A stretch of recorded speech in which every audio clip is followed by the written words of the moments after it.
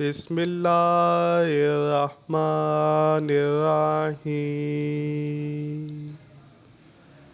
حضرت موسیٰ علیہ السلام کے دور میں ایک عورت تھی جو انتہا کی بد کردار اور انتہائی خوبصورت تھی۔ وہ اتنی خوبصورت تھی کہ کوئی بھی مرد اسے دیکھ کر اس سے برائی کیے بغیر نہیں رہتا تھا۔ اس نے اپنے گھر کو محل بنا رکھا تھا، محل میں تخت بنایا، پھر وہ تخت پر بیٹھ جایا کرتی۔ اس کے آس پاس مرد ہی مرد ہوتے اور برائی کرنے والے ہر وقت موجود رہتے۔ ایک دن وہ اپنے محل میں تخت پر بیٹھی تھی کہ ایک نوجوان کا وہاں سے گزر ہوا جو انتہائی عبادت گزار تھا۔ اس کا شمار عابدوں اور زاہدوں میں ہوتا تھا۔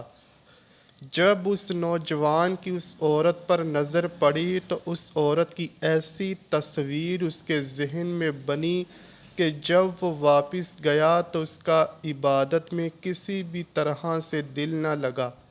اس نے ہر ممکن کوشش کی کہ اسے ذہن سے نکالنے کی کوشش کرے، لیکن اس عورت کی تصویر کو اپنے ذہن سے نہ نکال سکا۔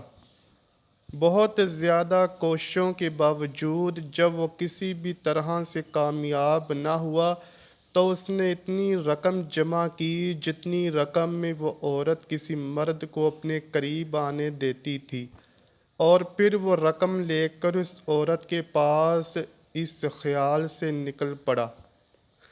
جب وہ عورت کے پاس پہنچا اور تخت کے قریب بیٹھا، اس کے دل میں خیال آیا، میں نے اپنی ساری زندگی اللہ کی عبادت، اللہ کے ڈر اور اللہ کے خوف میں گزار دی ہے۔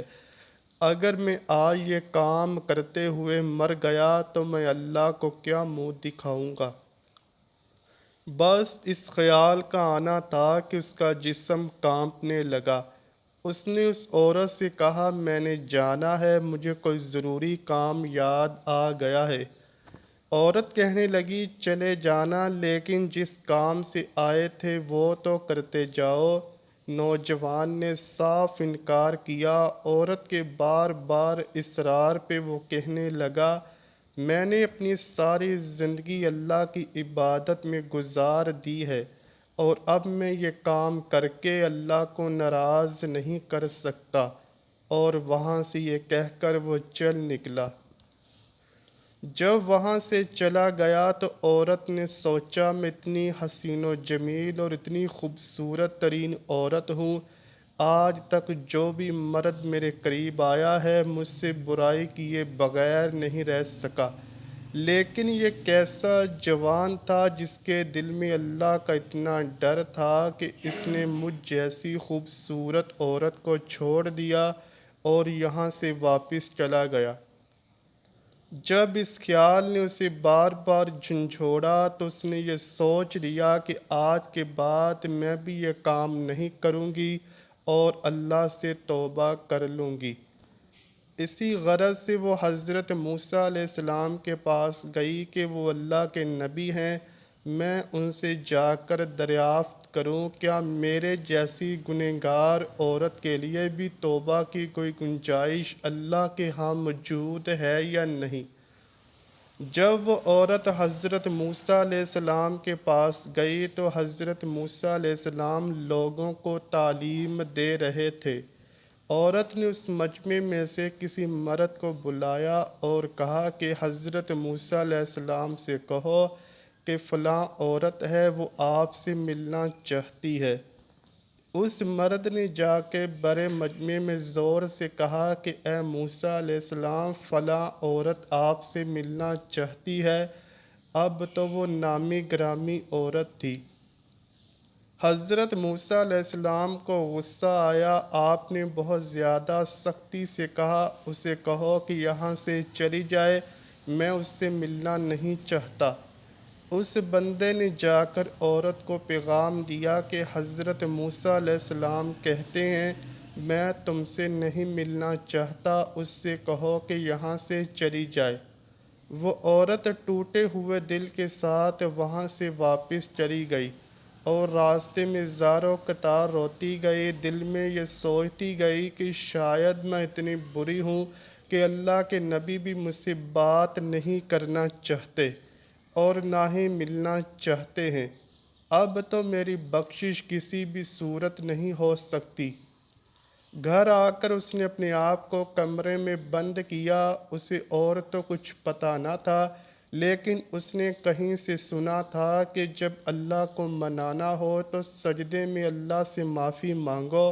وہ سجدے میں گری اور روتی رہی، گڑ گڑاتی رہی، اللہ سے معافی طلب کرتی رہی۔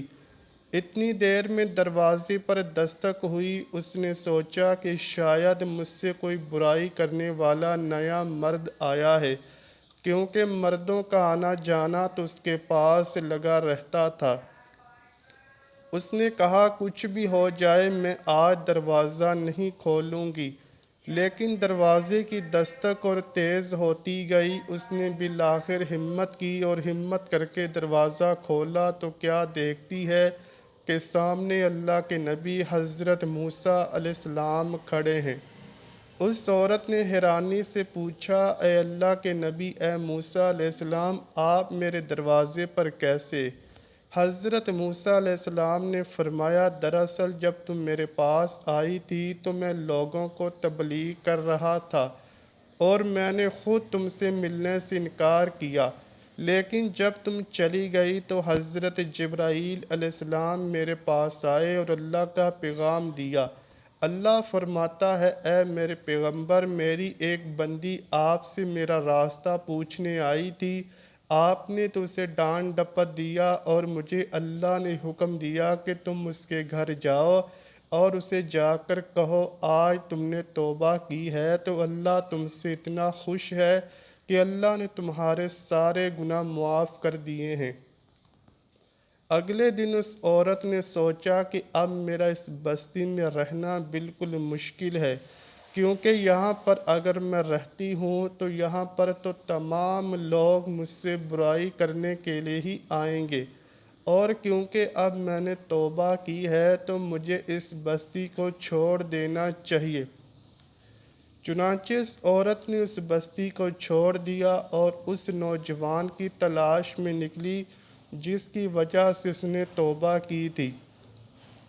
اس نوجوان کو ڈھونڈنے کے بعد جب اس کے گھر پہنچی تو اسے بتایا گیا وہ آدمی ابھی عبادت میں مصروف ہے۔ جیسے ہی فارغ ہوگا اس عورت کی اس سے ملاقات کروا دی جائے گی۔ وہ عورت گھر کے صحن میں بیٹھ گئی اور اس کا انتظار کرنے لگی۔ جیسے وہ نوجوان عبادت سے فارغ ہو کر کمرے سے باہر نکلا اور صحن میں اس عورت کو بیٹھے ہوئے دیکھا تو اس کے دل میں خیال آیا کہ شاید یہ یہاں پر بھی اب میرا ایمان خراب کرنے آئی ہے، اور میں نے تو اسے اتنی مشکلوں سے اپنے تصورات سے نکالا تھا۔ وہ نوجوان وہیں پر گرا اور اس کی روح پرواز کر گئی۔ عورت نے اس نوجوان کے گھر والوں کو بتایا کہ پہلے میں ایسی تھی، یہ نوجوان میرے پاس آیا اور اس کی صحبت کی وجہ سے مجھے توبہ کی توفیق نصیب ہوئی۔ میں نے اپنی پہلی والی زندگی سے توبہ کی ہے اور میں یہاں اس سے ملنے آئی تھی کہ شاید اب یہ مجھ سے نکاح کر لے۔ اسے بتایا گیا کہ اس کا ایک اور بڑا بھائی ہے، اس سے پوچھ لیتے ہیں، اگر وہ آپ سے نکاح کر لیتا ہے تو ہمیں کوئی اعتراض نہیں۔ راوی لکھتے ہیں کہ اس عورت کی شادی اس نوجوان کے بڑے بھائی سے کر دی گئی اور اللہ پاک نے اس عورت کو صدقے دل توبہ کرنے سے اس کو یہ صلہ دیا کہ اللہ نے اس عورت کو 7 بیٹے عطا کیے، اور وہ 7 کے 7 بیٹے بعد میں بنی اسرائیل کے بہت بڑے ولی ہو کر گزرے۔ دعا ہے اللہ پاک ہم سب کو اپنے پیارے حبیب صلی اللہ علیہ وآلہ وسلم اور ان کی آل پاک سے سچی اور پکی محبت کرنے کی توفیق عطا فرمائے، آمین یا رب العالمین۔ امید کرتا ہوں کہ آپ کو ویڈیو ضرور پسند آئی ہوگی۔ اگر ویڈیو پسند آئی ہے تو ویڈیو کو لائک کیجئے، شیئر کیجئے اور چینل کو لازمی سبسکرائب کیجئے۔ کمنٹ سیکشن میں اپنی رائے کا اظہار بھی ضرور کیجئے گا۔ ملتے ہیں اگلی ویڈیو میں، تب تک کے لیے اللہ حافظ۔